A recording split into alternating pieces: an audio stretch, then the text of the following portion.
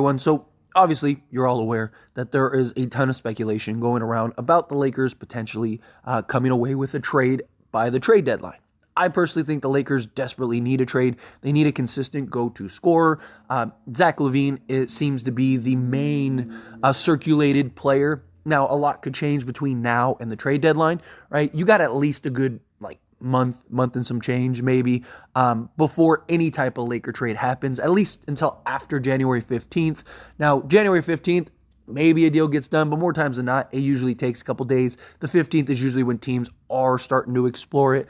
More likely than not, it'll be closer to that February 8th trade deadline. So right now it's Zach Lavine. Who knows who becomes available? Who knows if somebody becomes available and tries to push themselves to the Lakers? That could always be a possibility. We will wait and have to see. But regardless, the Lakers need several pieces. They definitely need another sizable center.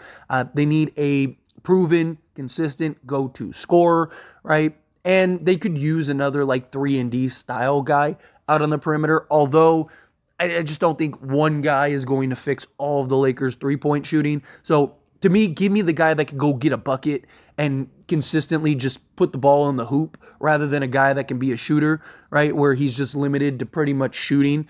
I'd rather have that and then go get a sizable center, where Chicago makes a world of sense because they have both a center in Andre Drummond or Vu. The Lakers want to go that route, which I don't really know, but save that for another day. But, at least Andre Drummond and then a Zach Lavine or DeMar DeRozan. But the Lakers still, based on reports, are still 100% committed to Austin Reaves, that they are unwilling to move Austin Reaves in any rumored deals. Now, this is no surprise, right? The only way that they trade Austin Reaves is if it's for a superstar, right? Like if Giannis became available, again, just using him as an example, but let's say Giannis became available, then yeah, if they had to trade Reaves to go get Giannis, they would probably trade Reaves to go get Giannis or somebody of that caliber, right? Maybe even like a Donovan Mitchell or something. Like if Mitchell became available, would they give up Reaves? Maybe at that point, but time will tell. For a guy like a Zach Lavine, who there's no guarantees, it's a tough contract to swallow, you're doing Chicago a favor. You're not just going to give up Austin Reaves just to give up Austin Reaves. And there's also the Austin Reaves D'Lo conversation. Now, I do have my concerns with keeping Austin Reaves and getting a guy like Zach Lavine. I'll touch on that here in a moment. But first, I want to focus more on D'Angelo Russell. Right, so D'Lo is the guy that's going to very likely be traded. I would be surprised if he's not traded. He's not closing games for the Lakers. He's kind of doesn't have this definitive role, right? He's their point guard, but he's kind of just the initiator. He kind of just brings the ball up, gives it to LeBron or whomever, and then that's it. But if the Lakers trade D'Lo, I have a couple concerns. One, who is our secondary playmaker besides LeBron James? Austin Reaves has struggled with that mightily. He's not very good with on-ball pressure when he's bringing the ball up the court. He can turn the ball over. He can be careless with passes. He can find the open man. He can find the occasional cutter, but he's not good at initiating and basically structuring the offense. And also, Anthony Davis, right? D'Lo is one of the few guys that is actively trying to get AD the basketball. One of the best plays in all of basketball right now is the D'Lo-Anthony Davis pick and roll, right? D'Lo is second in the league in pick and roll or something like that. He might be first by now, but he's been very good at getting AD the basketball, where LeBron is doing a much better job. LeBron is finally kind of committed to getting AD the basketball more, but Reaves struggles and kind of forces that action more times than not. So I have my concerns that the offense does run the risk of being too stagnant. Now, there is the argument, of course, of if you go and get, say, a Zach Lavine or a DeMar DeRozan, well, then it may make it just naturally easier to get AD the ball because now teams can't defend Anthony Davis the way that they are. Also, Anthony Davis has been more aggressive, more assertive, more demanding of the basketball, which is good. It's something that I've been preaching for him to do for quite some time. So I do like and believe that it may not be a huge problem, but it's definitely something of concern because even if we keep a Gabe Vincent, let's say, Gabe Vincent, again, He's an initiator. He's not a playmaker. He can, again, just like Reaves, find the open man. He can find the occasional cutter. He can throw the occasional lob. But you watch D'Lo, he's constantly has his head on a swivel. He's constantly making plays out of nothing, right? Sometimes he can be a little careless. Sometimes he can try to be a little too flashy, but at least he's still able to run an offense. I mean, the game in which he played without LeBron James, he put on an absolute assist clinic.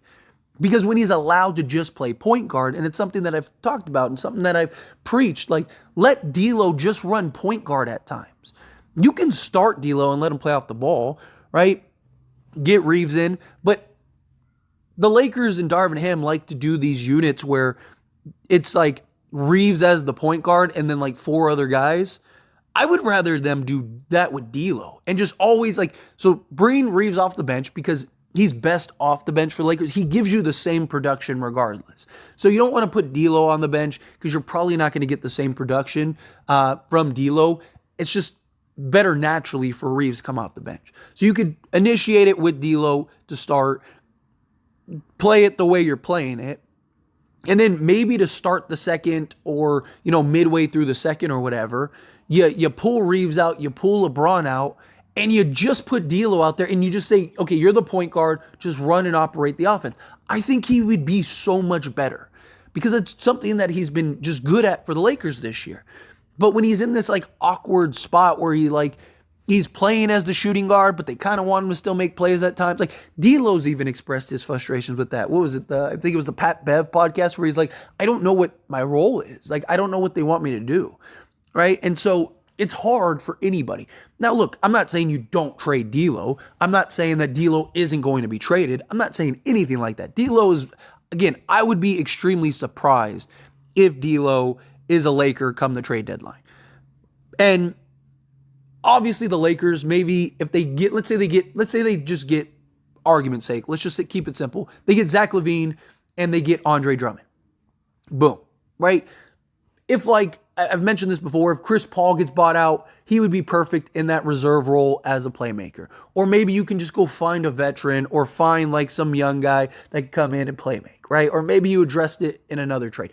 I'm not saying the Lakers can't go get another playmaker. I'm not saying that the Lakers, might not be fine, but it's definitely something of concern, right? And so you look at Austin Reaves and you look at D'Angelo Russell.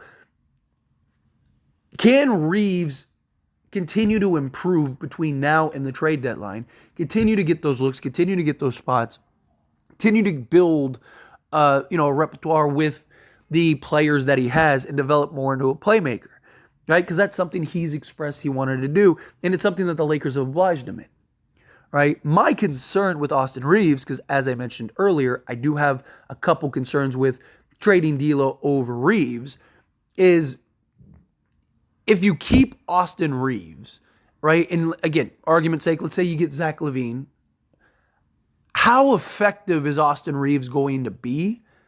Does he kind of get phased out and neutralized, right? Because, so Reaves is, yes, he's the sixth man. He comes off the bench and he's fine, right?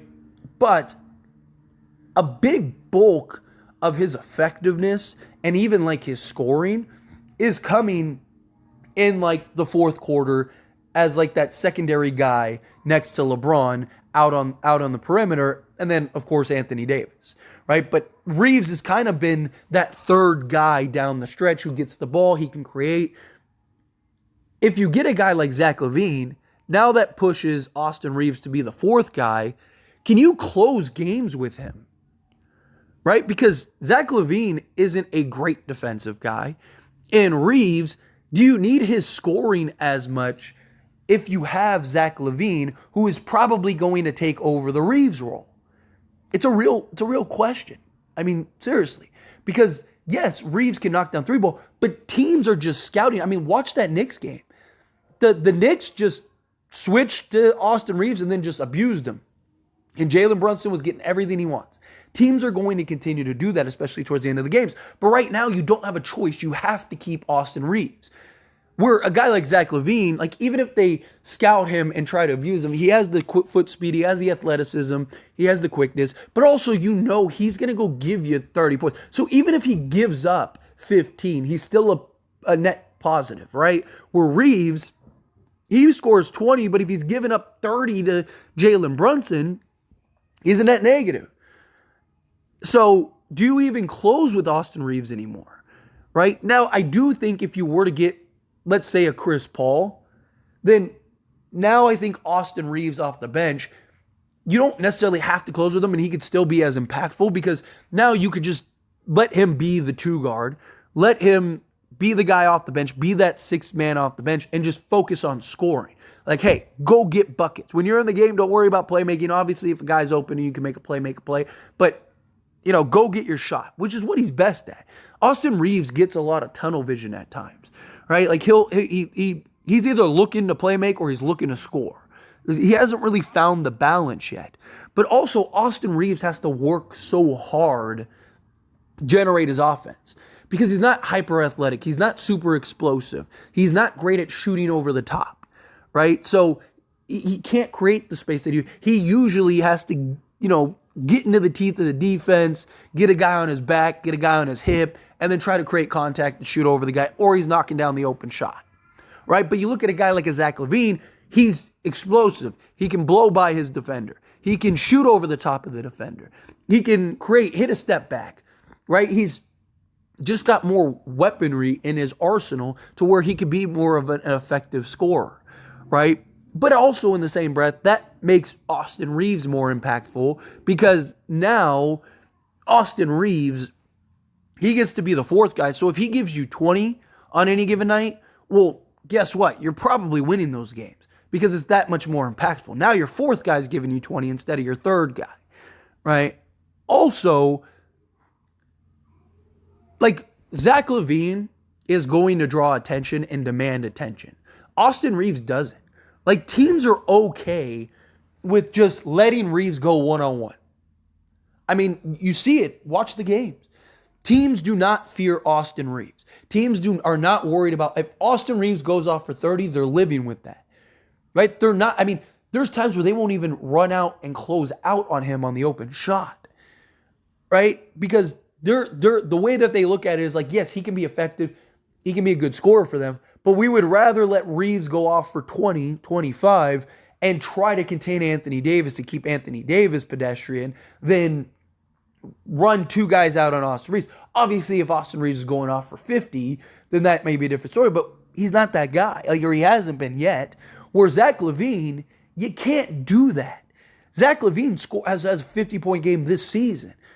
Right? Like teams they're not going to be able to leave Zach Lavine one-on-one in an island, right? Because if you do, Zach Lavine's just going to torch you. So he's going to draw attention, which frees up LeBron, which frees up Anthony Davis. You can't defend him differently. So my thing is that there's an argument either way to be made for D'Lo or Austin Reaves. Personally, I would still trade D'Angelo Russell because I do believe that they could go get a playmaker. But it's a question that I've seen a lot of people ask, a question that I've explored and talked about in live streams and stuff, and I just kind of wanted to clarify a little more. There's concerns both ways. Like, I have concerns that if you trade D'Lo, who's going to be your secondary playmaker? It's something you're going to have to address. Maybe not. Maybe you'll be okay, but, it would be good to not have to have LeBron be basically your only playmaker because he's going to need rest at times, right? But, I don't know, maybe with Lavine, he can make the occasional play too. He's the guy that can find the open man and stuff. Maybe you can get away with it. But also with Austin Reaves, I just have my concerns that Austin Reaves kind of just becomes neutralized. But anyway, as always, this is a discussion, so I pass the question on to you. Let me know your thoughts and opinions down in the comments below. What do you think? Do you agree with me? Do you disagree with my points? Do you think Austin Reaves should be untouchable unless it's for a superstar? What star would you trade him for? However you feel, whatever your thoughts are, I'd love to hear it. Let me know down in the comments below. That being said, if you haven't liked this video, hit that like button. Helps me out a lot. Lets me know you enjoy these types of videos, and I truly appreciate it. If you're not subscribed to the channel, hit that subscribe button. Turn on the bell notifications. Appreciate y'all. See you in the next one. Thank you.